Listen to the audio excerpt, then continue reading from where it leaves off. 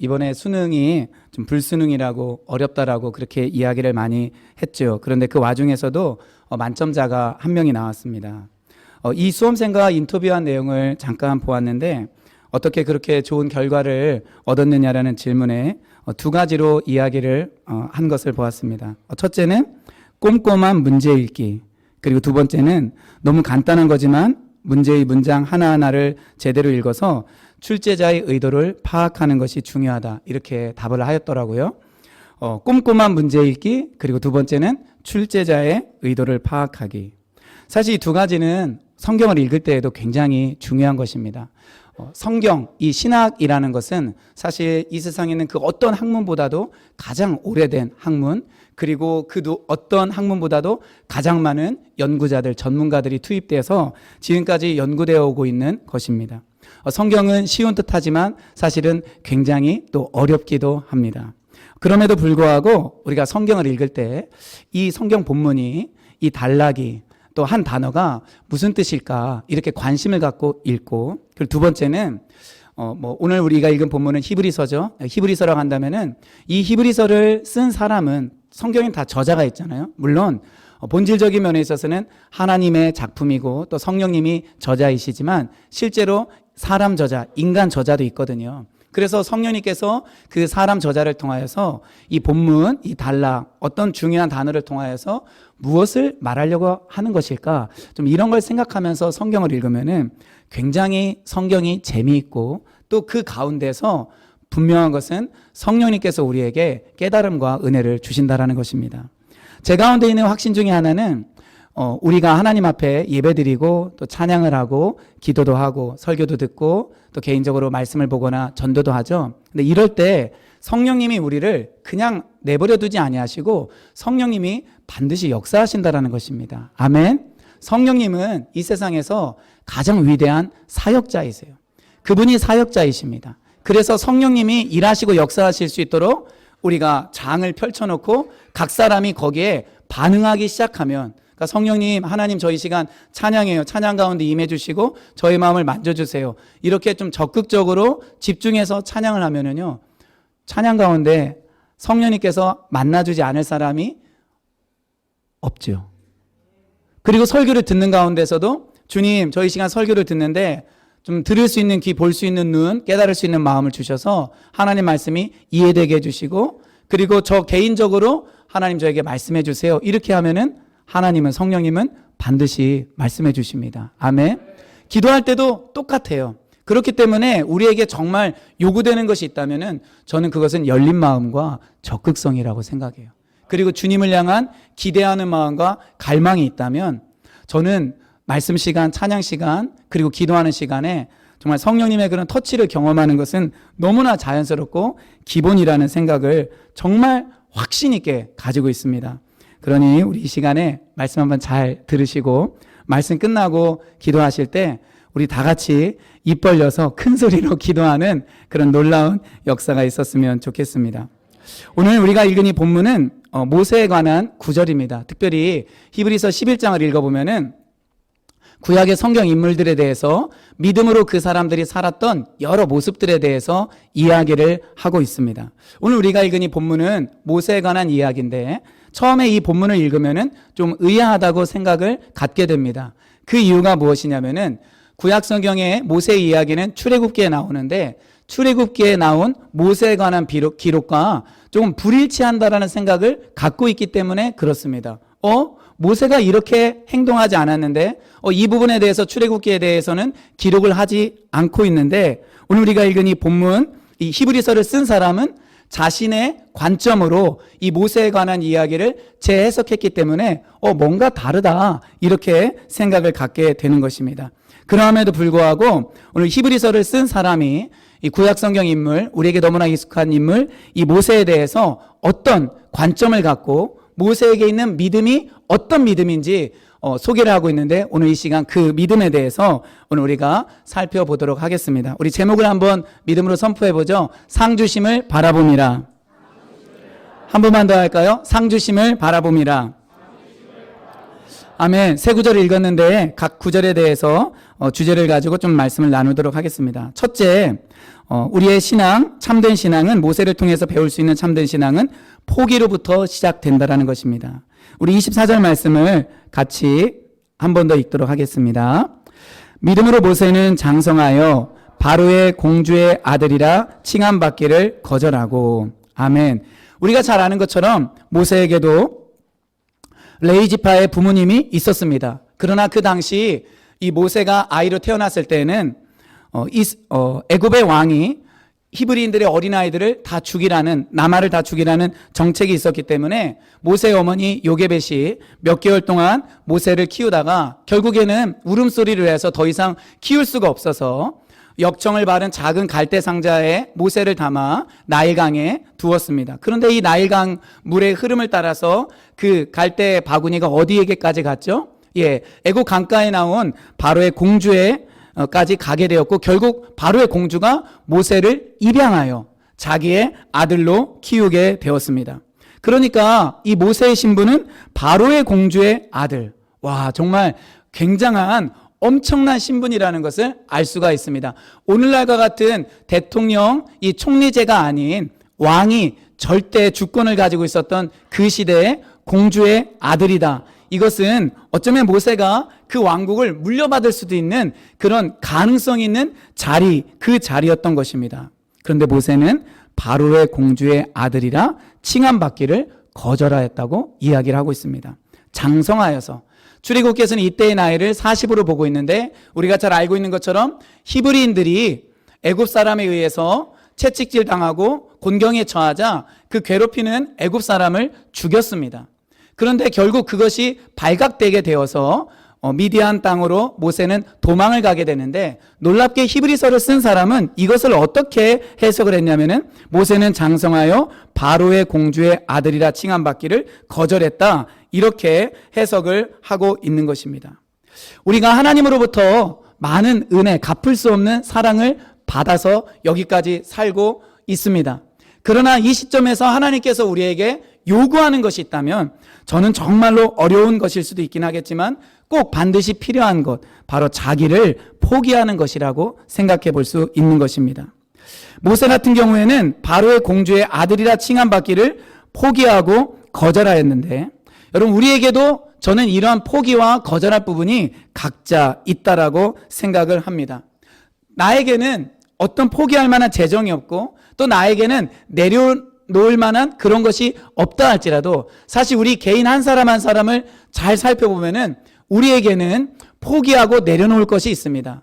저는 그것이 반드시 세상적으로 우월하거나 다른 사람들에 비교해서 높아진 무엇이라고 생각하지 않습니다. 그것은 바로 자아라는 것입니다. 나의 자아, 내가 내 인생의 주인이 되어서 사는 나의 삶, 이것을 주님 앞에 우리가 내려놓지 않으면 우리는 믿음으로 사는 신앙생활을 절대 살 수가 없게 되는 것입니다. 직장인들에게는 명함이 있습니다. 가끔 저도 이제 모임에 나가거나 이러면은 다른 목사님이나 또 어떤 성도님들이 목사님 명함이 있으세요? 이렇게 물어보는데 명함이 없습니다. 저는요. 네, 물론 있었던 적도 있죠. 대부분의 직장인들에게는 명함이 있을 것입니다.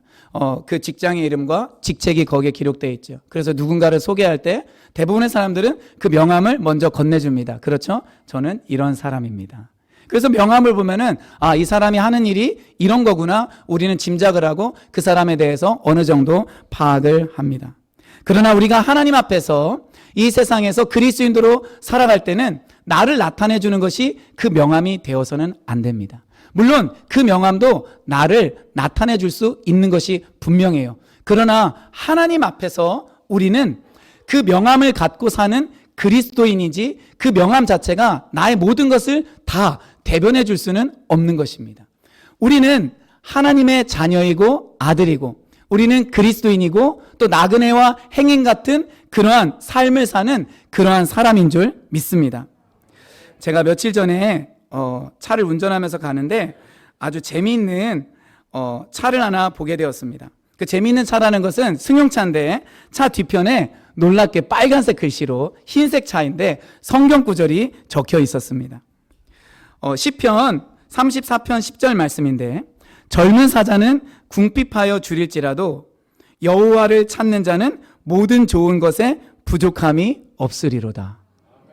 와, 이게 이 사람의 정체성이에요. 그러니까 이 사람은 이 말씀을 가지고 사는 거예요. 그리고 이 말씀을 가지고 다른 사람에게 복음을 전하는 것입니다. 또 어떤 차에는 이제 극동방송 그 주파수가 있는 것도 아마 성도님들 보셨을 것입니다. 또 이제 물고기 모양의 이제 기독교를 표시하는 그런 문양도 보신 분들이 계실 것입니다. 나는 누구인가? 내가 누구이기 위해서 나는 무엇을 포기해야 되는가? 항상 우리가 이 부분을 생각해야 됩니다. 그렇지 않으면 우리 사람은 결국은 내가 가지고 있는 이 세상의 것을 자랑하고 싶어하고 이 세상의 것을 가지고 다른 사람들보다 좀 더 좋은 위치에 좋은 환경 가운데 처해 있기를 원하는 것이 바로 우리의 죄성인 것입니다. 그래서 모세의 믿음을 생각해 볼 때 우리가 가장 먼저 떠올릴 수 있는 것은 내가 하나님 앞에 여전히 하나님이 나에게 선물로 주시고 기도응답으로 주셨지만 그것을 전부로 여기고 그것을 자랑하고 있는 것이 있다면 바로 그 포기, 그리고 아직 마음 가운데 예수님이 왕이 아니시라면은 내가 왕이잖아요. 나를 왕의 자리에서 내려오게 하는 바로 그 포기가 있어야 될 줄 믿습니다. 우리 저와 같이 한번 믿음으로 선포해 봅시다. 주님을 위해 포기하고 내려놓읍시다. 아멘. 우리 두 번째 모세를 통해서 본받을 수 있는 것은 내가 무엇을 즐기는가입니다. 우리 25절을 같이 한 번 더 읽겠습니다. 시작. 도리어 하나님의 백성과 함께 고난받기를 잠시 죄악의 낙을 누리는 것보다 더 좋아하고. 아멘. 너무나 명백한 대조가 나타나죠. 하나님의 백성과 함께 받는 고난, 그리고 죄악을 누리는 생활, 이렇습니다. 표현 자체는 굉장히 감동적이고 명확하고 멋지지만 사실 이것을 실천하는 것은 그렇게 쉽지는 않습니다. 그리고 이 부분은 어떤 분들은 하나님에 대해서 오해를 일으킬 수도 있는 본문이기도 합니다. 하나님은 이 땅에서 우리가 즐기는 것을 다 막으시는가? 그쵸? 보세요. 도리어 하나님의 백성과 함께 고난받기를, 이것과 대조되는 것이 잠시 죄악의 낙을 누리는 것보다, 이렇게 했습니다. 그러니까 하나님의 백성과 함께 고난받는 것이 아니면 마치 다른 것들은 죄악의 낙을 누리는 것처럼 그렇게 오해도 될 수 있는 그런 표현이기 때문에 그런 것입니다. 그럼에도 불구하고 이 본문을 통하여서, 이 구절을 통하여서 히브리서를 쓴 사람이 표현하고자 했던 것이 무엇인가, 우리가 그것을 생각해 봐야 된다는 것입니다. 과연 하나님은 우리가 이 땅에서 누리는 그런 모든 즐거움을 전혀 허용하지도 않고 그것을 전혀 원치도 않는가? 그리고 이 세상에 있는 즐거움은 여기에 나와 있는 표현대로 다 죄악의 낙인가? 한번 진짜 중요하지 않습니까? 이 세상에서 우리가 많은 즐거움들을 누리죠. 그렇죠? 잠자는 즐거움도 있고 먹는 즐거움도 있고 소비하는 즐거움도 있는데 그 모든 즐거움들이 다 죄악의 낙인가?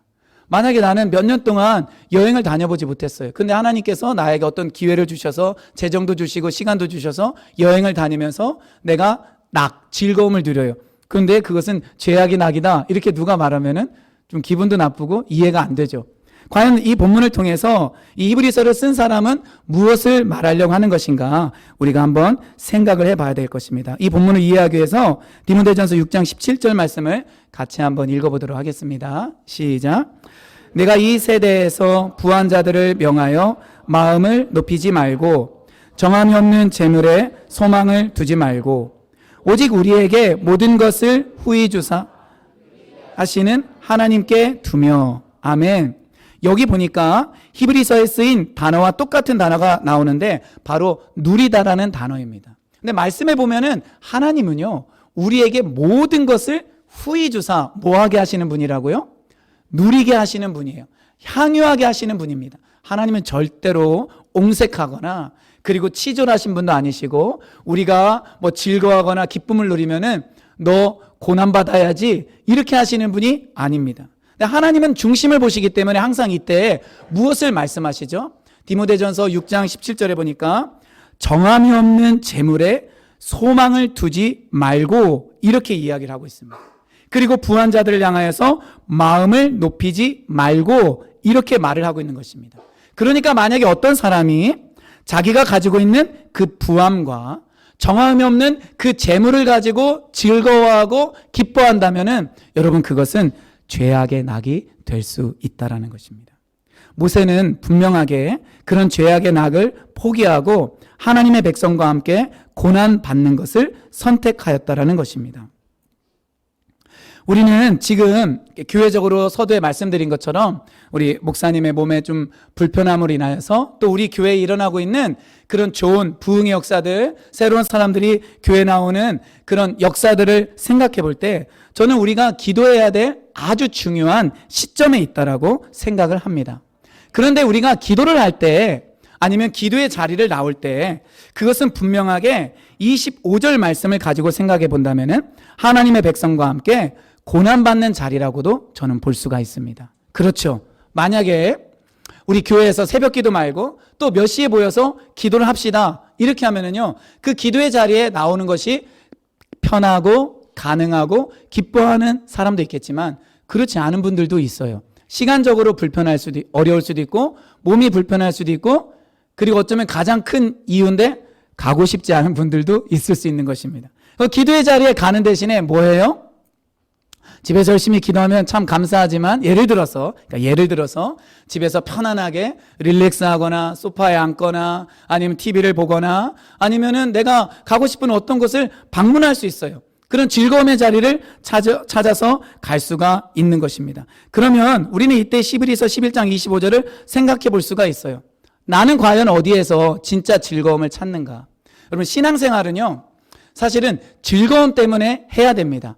처음에는 이것이 의무이기 때문에 하는 것이기도 하고 그리고 어떤 분위기 때문에 내가 참여해서 하는 것일 수도 있어요. 그러나 정말 우리 주님을 경험하고 만나면요, 예배가 즐겁습니다. 아멘. 기도가 즐겁습니다. 찬양이 즐겁습니다. 세상 이것보다 더 재밌고 즐거운 것이 없어요. 드라마는 다음 회차 수는 궁금하지만 종결편 딱 보고 나면 어때요? 허무하죠? 네, 뻔하죠? 그런데 또 다른 드라마에 또 유혹에 빠지죠.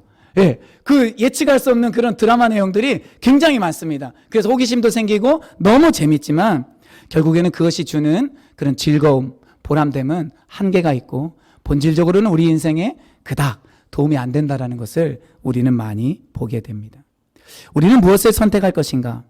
나 혼자 신앙생활을 잘하는 것도 중요하지만 이 모세가 보여준 이 공동체의 영성, 저는 이것이 굉장히 중요하다고 생각합니다. 하나님의 백성과 함께 고난받는 것.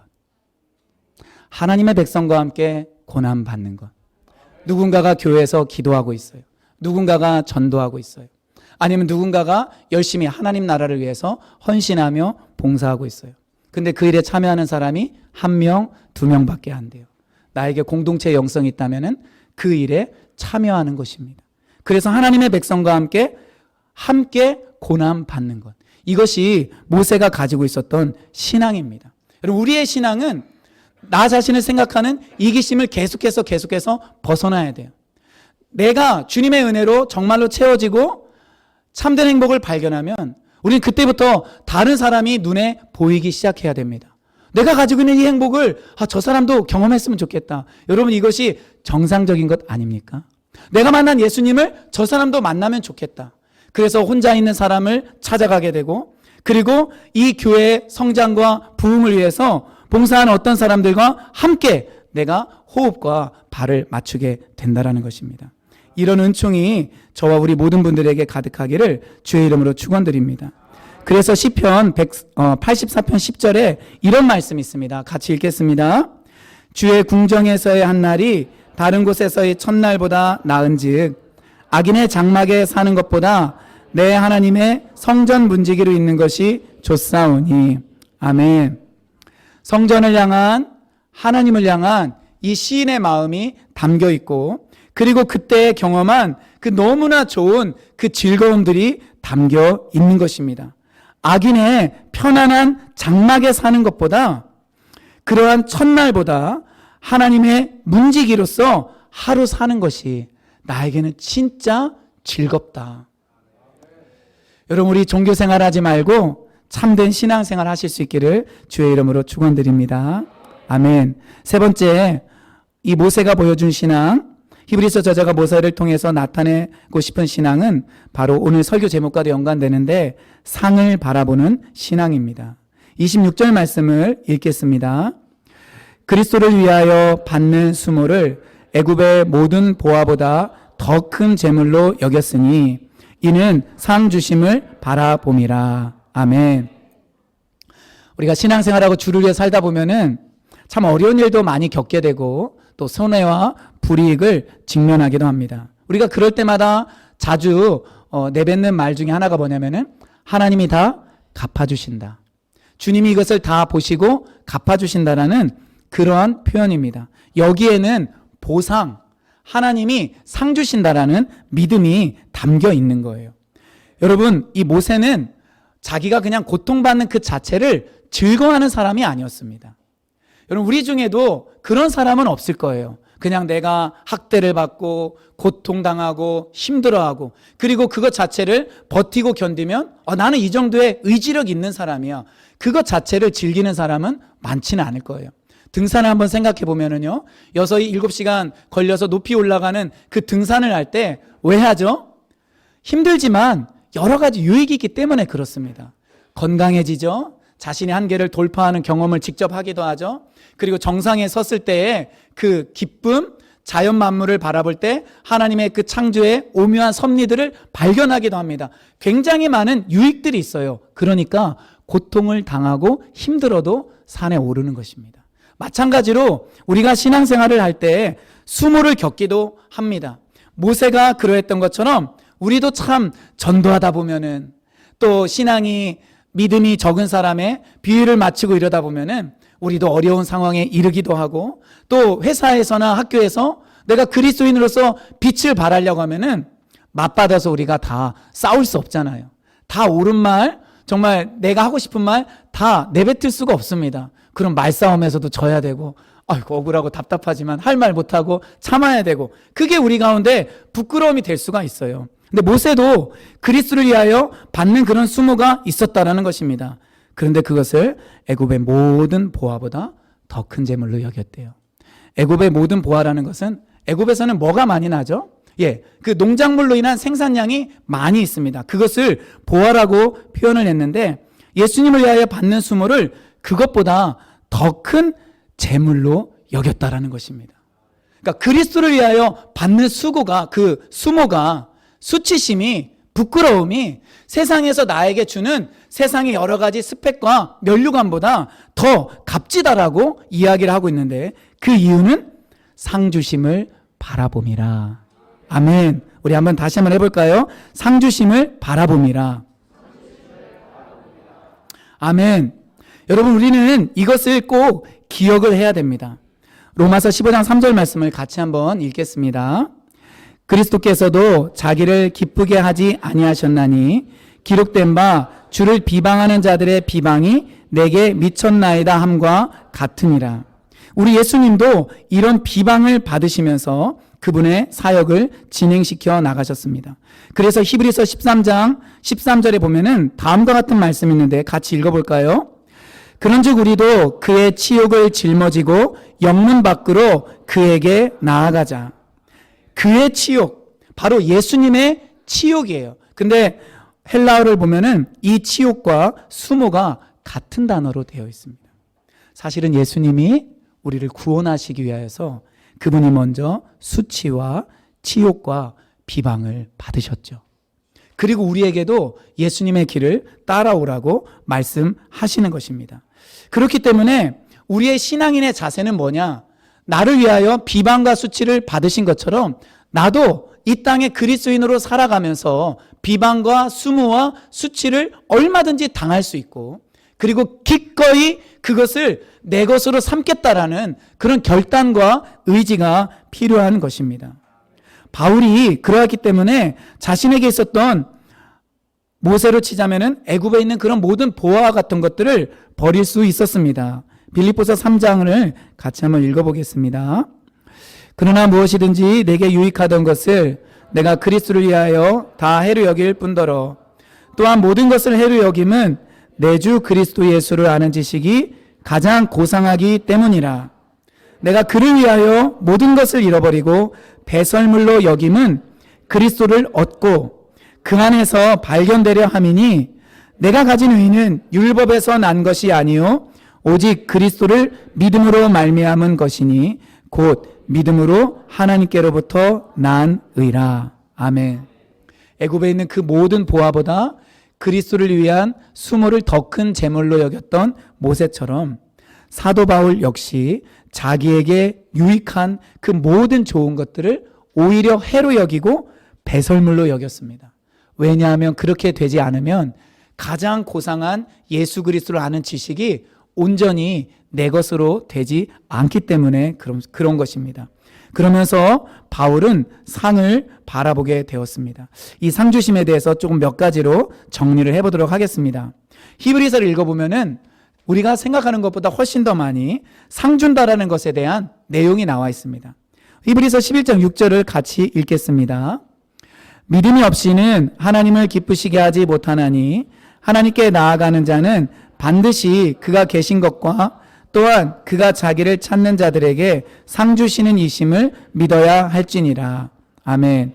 히브리서 11장 5절에는 에녹에 관한 이야기가 나오는데 이 에녹은 믿음으로 하나님을 기쁘시게 했다라고 이야기를 합니다. 그러면서 우리에게 어떤 것을 권면하냐면은 하나님께 나아가는 자는 첫째 반드시 그가 계신 것과 두 번째 그가 자기를 찾는 자들에게 상 주시는 이심을 믿어야 한다라는 것입니다. 한번 우리는 첫째에 대해서는 다 동일하실 거예요. 하나님께 나아가는 사람들, 기도하는 사람들, 하나님을 찾는 사람들이 하나님이 계시다라는 것을 믿지 않으면 여러분 그것 자체가 완전히 코미디와 같습니다. 하나님이 계시다라는 것을 믿지도 않는데 내가 예배도 드리고 막 기도도 드린다고 생각해 봐요. 안 믿는 사람이 볼 때는 정말 비웃을 만한 상황이에요. 그렇기 때문에 히브리서 기자가 뭘 말하냐면은 하나님께 나아가는 사람, 찾는 사람, 기도하는 사람들은 반드시 그 하나님이 살아계셔서 역사하시는 분이라는 것 믿어야 한다. 그분이 계신 것을 믿어야 한다라고 말합니다. 그리고 두 번째, 하나님은 자기를 찾는 자들에게 상 주시는 이심을 믿어야 한다 말하고 있습니다. 여러분 그렇기 때문에 이 상 주시는 이심을 믿어야 한다는 것이 얼마나 중요한 위치라는 것인지 우리 생각해 보셔야 됩니다. 여러분 하나님은 반드시 보상해 주시고 갚아 주시는 분입니다. 우리가 주님을 위하여서 잃어버리고 희생하고 그리고 헌금한 것, 여러분 헌금할 때 혹시 조금 아까워하시는 분들 계실지 모르겠어요. 아직도 이렇게 11조 하실 때 계좌이체를 하시는 분이 계시다면은 계좌이체 이렇게 액수를 정하고 이제 보내기를 딱 눌러야 되는데 덜덜덜덜 떨려서 취소를 누르시는 분이 계시다면, 아니면은 헌금을 찾아서 봉투에 넣어서 하시는 분들도 계시는데, 예, 헌금을 찾기까지는 그냥 뭐 다른 용도도 있으니까 뭐 넉넉하게 찾았는데 막상 11조에 해당하는 금액을 이렇게 지갑에서 빼서 봉투에 딱 이렇게 넣으려고 할 때, 예, 다 안 넣고 일부만 넣거나, 네네, 넣으려고 할 때 다시 지갑으로. 혹시 이런 분 계십니까? 제가 정말 성경 말씀을 가지고 권면하는데요. 하나님은 보상해 주시는 분이세요. 하나님은 갚아 주시는 분입니다. 내가 주를 위해 헌금한 것, 우리 몸된 교회를 위해서 굉장히 가치 있게 쓰이는 것이거든요. 여러분 그 헌금하는 것을 정말 조금도 아까워하지 마시고 하나님께 기쁨으로 드리실 수 있기를 바랍니다. 하나님은 재정에 대해서만 보상해 주시는 분이 절대로 아니세요. 하나님은 우리의 자녀에 대하여, 또 우리 인생에 대하여, 그리고 가장 중요한 것은 우리 궁극적으로 우리가 믿음의 길을 달려가고 난 다음에 그분이 반드시 우리를 천국으로 인도하시고 하나님이 계신 곳으로 우리를 이끄시며 우리에게 칭찬하시고 상급을 주실 줄 믿습니다. 그래서 히브리서 기자는 하나님이 계신 것을 믿는 것과 동급으로 하나님이 자기를 찾는 자들에게 상 주시는 이심을 믿어야 된다라고 이야기를 하고 있는 것이죠. 사도 바울도 빌립보서 3장 14절에 보면은 같이 한번 읽어볼까요? 시작. 표대를 향하여 그리스도 예수 안에서 하나님이 위에서 부르신 부름의 상을 위하여 달려가노라. 아멘. 바울은 정말 그 예수 그리스도가 바울의 전부가 되었어요. 이 땅에서 바울의 그 존재를 채우고 삶을 채우는 분이 예수님이 되었습니다. 그런데 놀랍게 바울은 표대를 향하여 그리스도 예수 안에서 하나님이 위에서 부르신 무엇을 위하여? 부름의 상을 위하여 달려간다라고 이야기를 하고 있습니다. 바울에게도 이 상은 바울의 삶에 힘을 주고 주를 위해 헌신할 수 있는 원동력이 되었던 것이에요. 그렇기 때문에 우리도 주님이 반드시 나의 수고와 아무도 몰라주는 이 선행과 나의 헌신과 그리고 주를 위해 흘리는 이 눈물을 갚아주신다라는 것을 우리는 믿고 나아가실 수 있기를 바랍니다. 우리 마지막으로 히브리서 12장 2절 이제 예수님에 대해서 생각해 보겠습니다.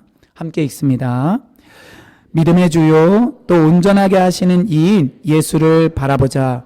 그는 그 앞에 있는 기쁨을 위하여 십자가를 참으사 부끄러움을 개의치 아니하시더니 하나님 보좌 우편에 앉으셨느니라. 아멘. 예수님이 십자가를 참으시고 부끄러움을 개의치 아니하셨던 이유는 뭐죠? 주님은 그 앞에 있는 무엇을 바라보셨죠? 기쁨을 바라보셨습니다. 이 기쁨이 뭘까요? 바로 부활입니다. 또 이 기쁨이 뭘까요? 예수님을 하나님 보좌 우편에 세우는 시편 110편 1절의 성취자로 예수님을 세우는 것이었습니다. 예수님에게는 그 기쁨이 있었어요.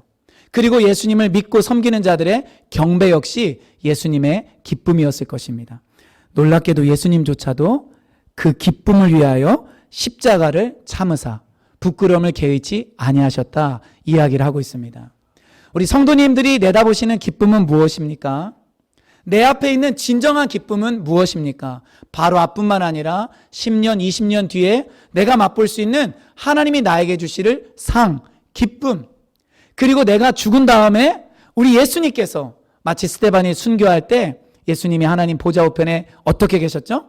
서 계셔서 스데반을 응원하고 그를 맞을 준비를 한 것처럼 우리가 이 땅에서 모세처럼 그리스도인들과 함께 받는 그 고난, 그것을 귀하게 여기고 그리고 주를 위하여 받게 되는 그런 모든 수모를 어떤 것과 비교할 수 없이 가치 있게 여기고 그것을 따라갔던 것처럼 우리도 하나님 나라를 위하여, 아멘, 우리 몸된 은연교회를 위하여 그리고 우리의 가족들과 다른 사람을 위하여 우리가 믿음으로 그런 삶을 산다면 우리 주님은 반드시 보상하실 것입니다. 우리 그 주님을 상 주심을 바라볼 수 있는 저 여러분들 되기를 주의 이름으로 축원드립니다. 아멘. 우리 기도하겠습니다. 우리 같이 한번 기도할 때 모세의 믿음을 다시 한번 생각하면 좋겠습니다. 바로의 공주의 아들이라 칭함받기를 거절한 모세, 하나님의 백성과 함께 고난받는 것을 잠시 죄악의 편안함 낙보다 더 좋아한 모세, 그리스도를 위하여 받는 수모를 애굽의 모든 보화보다 더 큰 재물로 여긴 모세, 바로 이 모세는 상 주심을 바라보았다라고 이야기합니다. 함께 기도하면서 예수님, 저 예수님 바라보게 하여 주소서. 그리고 상 주심을 바라보게 하여 주시옵소서. 땅의 것에 최선을 다해 열심히 일하지만 땅의 것에 마음을 다 빼앗기는 자가 되지 않게 하여 주시옵소서. 하나님 나라와 교회를 위하여 헌신하는 제가 되게 하여 주소서. 같이 주여 부르고 기도하겠습니다. 주여